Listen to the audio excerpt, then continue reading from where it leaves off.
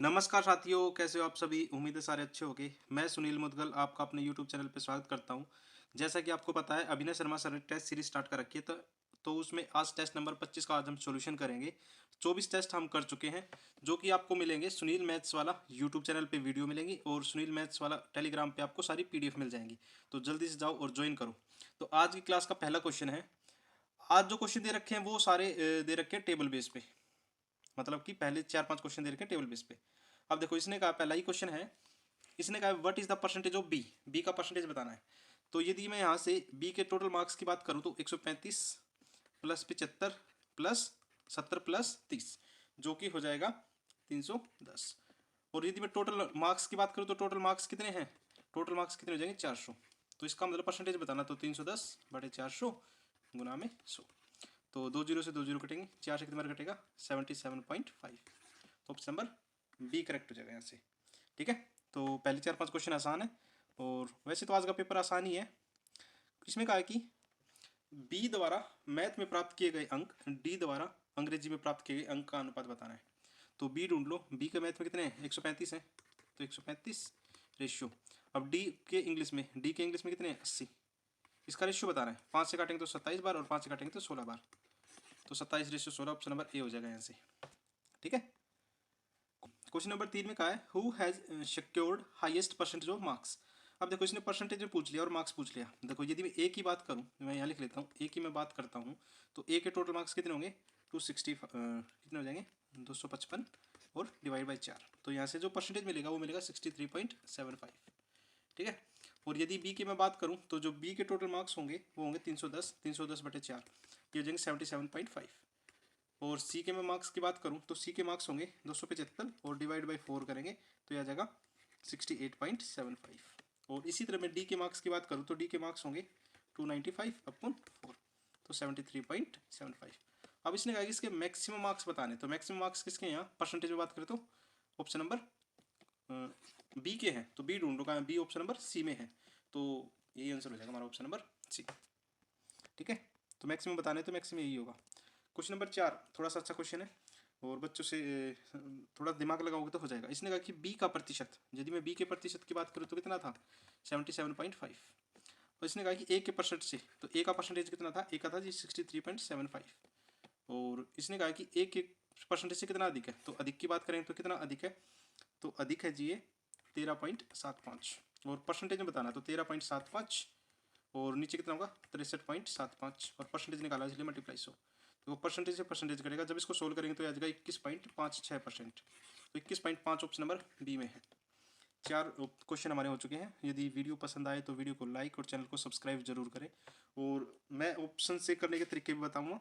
और जैसे ये सवाल है क्वेश्चन नंबर 5, यदि इसमें वैल्यू पुट करेंगे, यदि पी की वैल्यू 2 पुट करेंगे तो हमारा सवाल हो जाएगा। तो पहले तो इसको वेरीफाई करेंगे, तो वेरीफाई हो जाएगा, मैंने कर लिया है। तो डायरेक्ट इसमें क्या करो, इसमें पुट कर लो। तो 2 की पावर 4 प्लस 3, 2 की पावर 3 प्लस 5, 2 की पावर 4 होगा 16, प्लस 2 की पावर 3 8, 8 3 24, प्लस में 5, 5 गुना 4 20।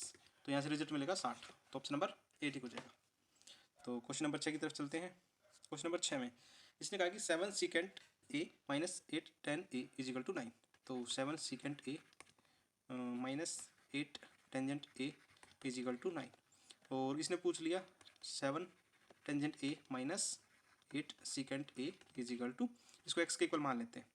ये प्रॉपर्टी होती है, क्या होगा? सीकेंड ए माइनस, यदि मैं इसको प्रॉपर्टी में पुट करूँ तो यहाँ हो जाएगा, फॉर्मूला होता है A square minus B square is equal to C square minus D square. ठीक है। अब 7 को ए मान लेते हैं, इसको बी मान लेते हैं, और ये सी होगा, और 9 हमारा सी होगा, और ये डी होगा। ठीक है। अब यहाँ भी ए और बी होगा। ठीक है। तो ए स्क्वेयर मतलब 7 का स्क्वेयर माइनस 8 का स्क्वेयर इज इक्वल टू 9 का स्क्वेयर माइनस एक्स का स्क्वेयर। तो कितना होगा? 7 का square 49 minus 64 is equal to 81, और minus x square.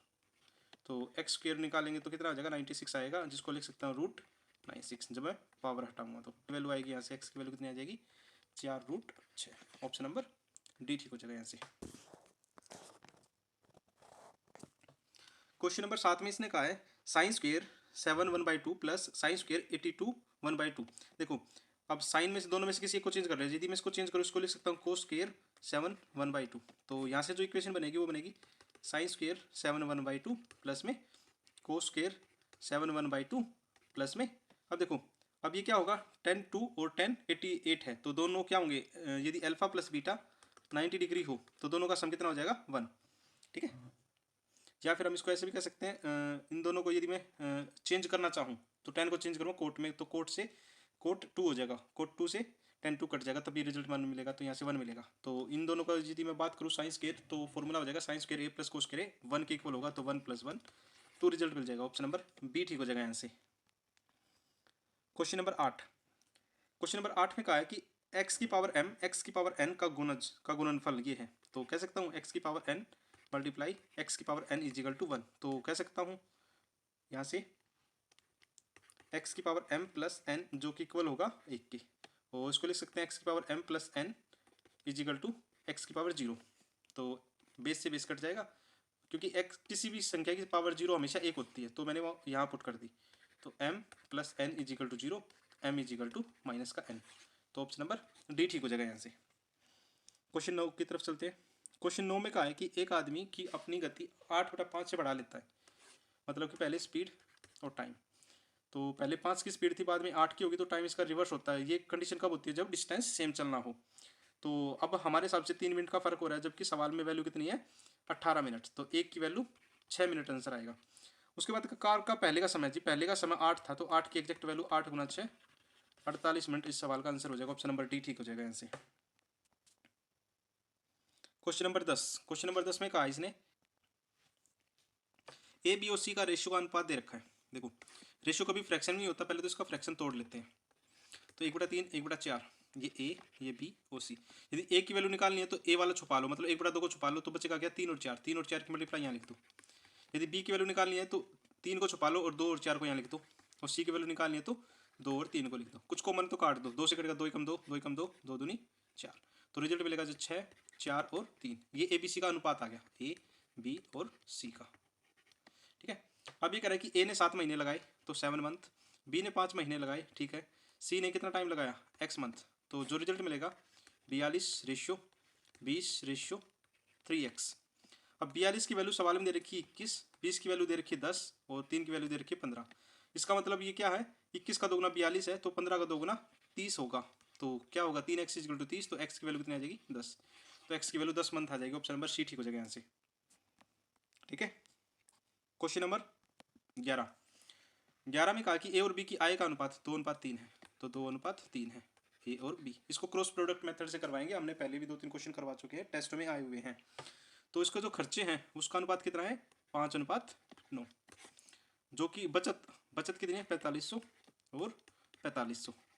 Cross product में क्या करेंगे, पहले 2 की मल्टीप्लाई 9 से करेंगे और 3 की मल्टीप्लाई 5 से करेंगे, तो 9 दूनी 18 माइनस 15, जो कि इक्वल होगा 5 की मल्टीप्लाई 45 से करेंगे, 9 की मल्टीप्लाई 45 से करेंगे, तो क्या करूँ 45 कॉमन ले लेता हूँ मैं और 9 माइनस 5 कर देता हूँ, एक की बात है वो, तो 3 की वैल्यू कितनी आ जाएगी 45 से गुना 4, तो 3 से कटेगा 15 बार 1500, तो 1 यूनिट की वैल्यू मिलेगी 6000। अब इसने कहा कि ए की आय और बी की व्यय का योग, मतलब ए की आय कितनी हो जाएगी जी, ए की आय यहाँ से कितनी हो जाएगी 12000, तो ए की आय 12000 और बी का खर्चा कितना होगा, बी की आय कितनी होगी पहले देख लेते हैं 18000 हो जाएगी, और यदि 4500 रुपये बचत में घटा दूँ तो जो खर्चा होगा वो 13500 होगा, तो बी का जो खर्चा है 13500, इन दोनों का जोड़ पूछा इसने, तो यह आ जाएगा 25500।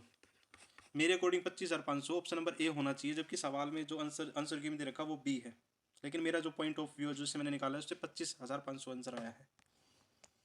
यदि ये वीडियो पसंद आए तो वीडियो को लाइक और चैनल को सब्सक्राइब और वीडियो को शेयर जरूर करें, जिससे मुझे भी मोटिवेशन मिलता रहे और आप लोगों के लिए समय पर वीडियो मैं बनाता रहूँ।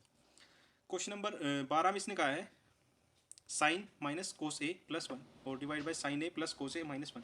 अब देखो आंसर सारे किस में दे रखे हैं, सीकेंट में, टेन में, कोट में, इसमें दे रखे, इसका मतलब साइन की तो कोई वैल्यू रही नहीं, तो इसको चेंज कर लेते हैं। तो चेंज करने के लिए क्या करते हैं, डिवाइड कर देता हूँ मैं इक्वेशन को, किससे कोस ए से, तो कोस ए से डिवाइड करूँगा तो क्या होगा साइन ए अपॉन कोस ए और माइनस कोस ए अपॉन कोस ए प्लस में 1 अपॉन कोस ए।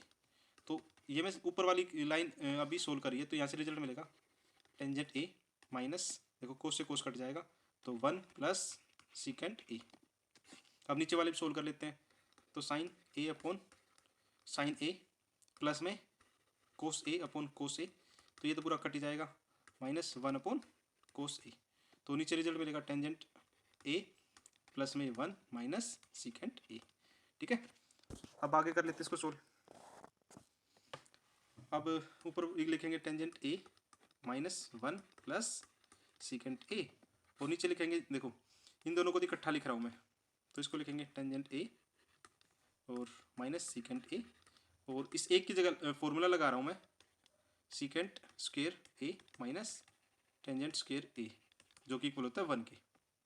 ठीक है, ये वाला फॉर्मूला लगाएंगे, और इसको भी मैं दो भागों में तोड़ देता हूँ। इसको लिखेंगे सीकेंट ए माइनस टेंजेंट ए, और एक बार प्लस एक बार माइनस लिखेंगे, secant A minus secant A plus में टेंजेंट ए। अब ये मैं डायरेक्ट यहाँ पुट कर रहा हूँ, तो इसको लिखेंगे सीकेंट ए माइनस टेंजेंट ए और सीकेंट ए प्लस में टेंजेंट ए। अब यहाँ से मैं कुछ कॉमन ले लूँ, कॉमन लेंगे तो क्या होगा, तो tangent A minus 1 plus secant A, और नीचे वाली इक्वेशन में मैं क्या कर रहा हूँ, सीकेंट ए और माइनस सीकेंट ए और टेंजेंट ए कॉमन ले रहा हूँ, तो secant A minus tangent A common ले लिया। कॉमन लेंगे तो अंदर क्या बचेगा, पहले यहाँ तो बचेगा माइनस का 1 प्लस सीकेंट ए प्लस में टेंजेंट ए। अब देखो इस इक्वेशन से ऊपर वाली इक्वेशन कट जाएगी, तो रिजल्ट मिलेगा 1 बटे सीकेंट ए माइनस का टेंजेंट ए। अब ऐसा कोई इक्वेशन नहीं दे रखी, क्या करें इसको ऊपर ले जाएंगे, ऊपर लेके जाएंगे तो ये बन जाएगा सीकेंट ए प्लस में टेंजेंट ए, और नीचे फॉर्मूला बन के एक बन जाएगा, फॉर्मूला बनेगा यही, और ये एक इक्वल आ जाएगा, तो एक स्टेप मैंने बचा लिया है। तो ऑप्शन नंबर देखो, दोनों बी और सी, ए और बी दोनों सेम है, तो आप कोई भी लगा सकते हो, दोनों ऑप्शन ठीक हो जाएंगे। बाकी एक ऑप्शन में माइनस आना चाहिए था, अब गलती से रह गया होगा। लास्ट का स्टेप मैं समझ रहा हूँ नहीं समझ में आया हो तो क्या दोबारा कर देता हूँ मैं, कुछ बच्चों को नहीं आएगा। तो इसको लिख रहे हैं जी 1 बटा सीकेंट ए माइनस टेंजेंट ए, और इसका रेशनलाइज करेंगे सीकेंट ए प्लस टेंजेंट ए से, और सीकेंट ए प्लस में टेंजेंट ए से, तो ऊपर तो बचेगा जी सीकेंट ए और प्लस टेंजेंट ए, और नीचे फॉर्मूला बन के एक बन जाएगा, तो इसलिए आंसर ये आ जाएगा।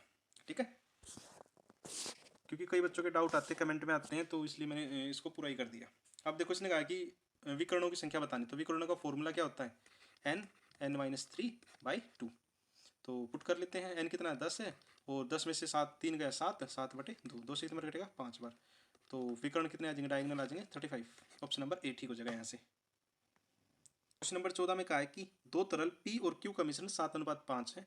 जब 9 लीटर मिश्रण निकाला जाता है और बर्तन को Q से भर दिया जाता है, ठीक है, और तो अनुपात 7:9 हो जाता है, तो P का प्रारंभ कितने लीटर था। देखो P के बारे में बात चल रही है, देखो P की मैं बात करूँ तो कितना रेशियो 7:5, मतलब P की क्वांटिटी कितनी है 7, जो आंसर होगा वो 7 का मल्टीपल होगा, तो 7 का मल्टीपल एक तो 28 है और एक 21 है, इसका मतलब 2 ऑप्शन हो गए, इसको हम बेसिक से करना पड़ेगा। और मैं एक और बात बता दूँ, सवाल में कुछ डाटा मिसिंग है। मिसिंग क्या है कि जो है वो ओरिजिनल सवाल है, उसमें क्या है कि पहले तो 9 लीटर का मिक्सचर निकाला गया, उसकी जगह 9 लीटर पानी डाल दिया गया। ठीक है, ओरिजिनल सवाल तो ये है। तो चलो कर लेते हैं। यदि मैं बात करूँ तो 7:5 था, बाद में कितना हो गया 7 देखो जब मिक्सचर निकालते तो रेशियो वही रहता है, मिक्सचर पे कोई फर्क नहीं पड़ता सवाल पे, और बाद में 9 लीटर पानी डाल दे तो 7:9 हो जाएगा। तो मैंने कहा जी 4 लीटर क्वांटिटी डाल दी, तो 4 की वैल्यू 9 होगी, क्योंकि 9 लीटर पानी डाल दिया जाएगा जो ओरिजिनल सवाल है। तो 1 की वैल्यू 9/4, और टोटल क्वांटिटी कितनी है जी 16, तो 16 की एग्जैक्ट वैल्यू कितनी हो जाएगी 4 चौक 16, तो ये हो जाएगी 36 लीटर। 36 कब थी, जब 9 लीटर पानी डाल दिया, जब ना डालता तो यहाँ 27 लीटर होती, और यहाँ निकाल दिया था तब 27 हुई थी, और ना निकालता तो यहाँ 36 लीटर होती। इसका मतलब लास्ट का कंटेनर और पहला कंटेनर सेम होगा, कब, जब सेम मिक्स से निकालेगा और सेम वापस डाल देगा। तो इसका मतलब मैं कह रहा हूँ जी 7:5 मतलब 12 की वैल्यू 36 है, 1 की वैल्यू आ जाएगी 3, तो 7 की पूछिए 7 की 21, तो ऑप्शन नंबर बी हो जाएगा इसका आंसर।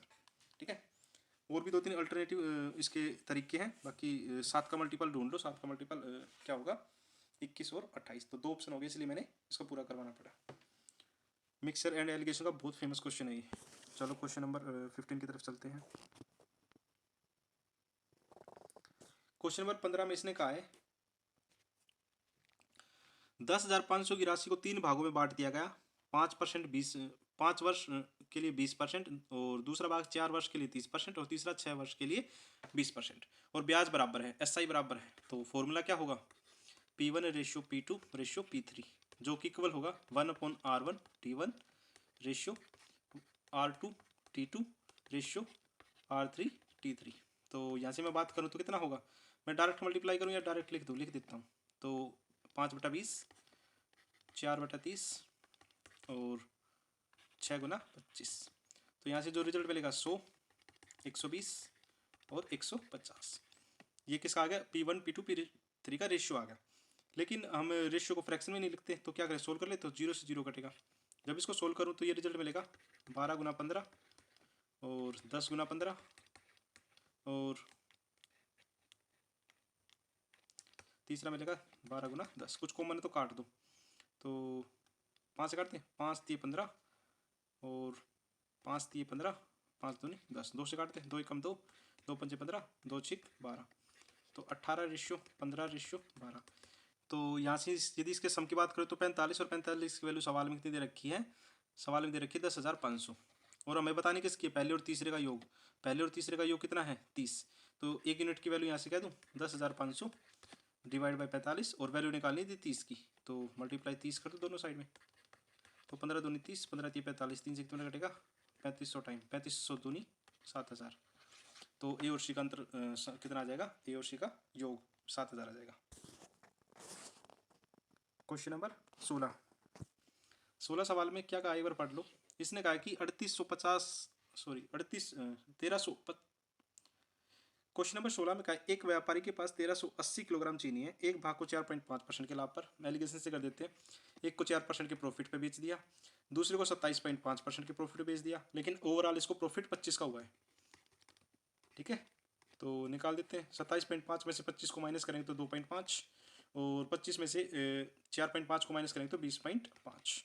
तो काट लेते हैं, 5 बचे 25, 5 चौके 20, 5 एकम 5। ठीक है, तो रेशियो कितना आ जाएगा, 5:41। टोटल सम कितना है 46, और 46 की वैल्यू ही 1338 दे रखी है, 1380। तो 1 यूनिट की वैल्यू 30। पूछा क्या 4.5 की तरफ, मतलब 5 की वैल्यू पूछी है, तो 5 दिए 15, तो 150 किलोग्राम हो जाएगा। ऑप्शन नंबर सी ठीक हो जाएगा यहाँ से। ठीक है, क्वेश्चन नंबर 17। क्वेश्चन नंबर 17 में कहा है कि एक आदमी 27 रुपये में 12 पेन खरीदता है। तो मतलब एक साइड में आर्टिकल और एक साइड में प्राइस लिख दूँ, तो 12 आर्टिकल खरीदे 27 के, ये हमारा सीपी है, और एसपी मतलब 8 आर्टिकल 25 के बेच दिए। तो आर्टिकल इक्वल कर ले तो क्रॉस मल्टीप्लाई कर देते, तो 27 × 8 216 के खरीदे थे और 300 के बेच दिए। फ़ायदा होगा, फ़ायदा कितने का हो गया 84 का, 84 का फ़ायदा हो गया 216 के ऊपर, और मल्टीप्लाई 100। तो 4 से काट दे, 4 दूनी 8, 4 एकम 4, 4 पंजे 20, 4 चौक 16, 3 से काट देते हैं, 3 7 21, और 3 से जाएगा 18 बार, तो 700/18, और तो रिजल्ट मिलेगा 38.88। ऑप्शन नंबर सी प्रॉफिट हो जाएगा इसको। Question number 18। क्वेश्चन नंबर 18 में कहा है कि 500 रुपये की राशि को 3 वर्षों के लिए सीआई और एसआई के डिफरेंस दे रखा। ठीक है, तो एसआई सीआई का डिफरेंस कितना होता है 3 सालों का, तो प्रिंसिपल R/100 और 300 + R/100, ये फॉर्मूला होता है। डिफरेंस दे रखा 64, प्रिंसिपल दे रखा 500, और रेट हमें निकालना है, और क्या दे रखा है 300 प्लस में R, 300 + R/100। ठीक है, अब देखो 2 जीरो से तो 2 जीरो कट जाएगी, और 5 एक तुम्हारा कटेगा 2000 टाइम, तो 64 × 2000 कितना हो जाएगा 12,800, सॉरी 3 जीरो। तो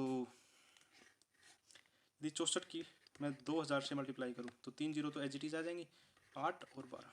ठीक है, जो कि इक्वल होगा R² 300 + R।